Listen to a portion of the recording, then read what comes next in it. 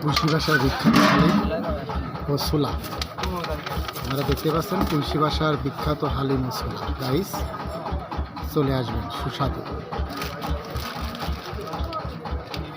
চাচা আপনার নাম? আব্দুস সামাদ। 2-4 ইউনিয়নে খুব নাম আছে, সুনাম আছে।